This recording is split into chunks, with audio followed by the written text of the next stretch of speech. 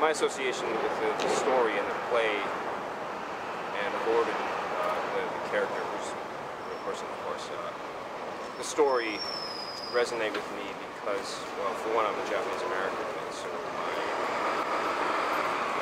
just by blood. Hold These Truths follows the real-life story of Gordon Hirabayashi, who's a man who protested against Japanese internment, refused to go to the internment camps, and took his case all the way to the Supreme Court. He was one of 3 major cases. He ended up losing in the Supreme Court and serving a prison term, and his case wasn't overturned for 35 years.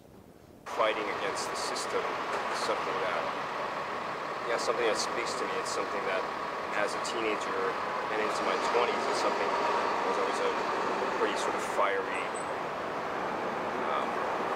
fighting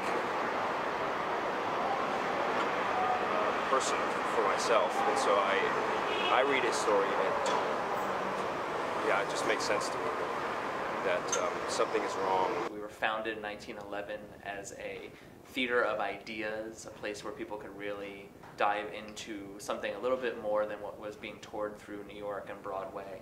And it really, since then, has always been a gathering place for the community to really reflect upon its community. And in fact, our artistic mission at Plays and Players right now is we produce theater that reflects our community.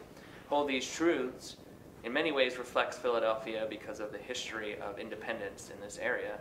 However, also remember that Japanese internment was really a West Coast-centered activity, and therefore has, to this day, really been more focused on in West Coast education universities.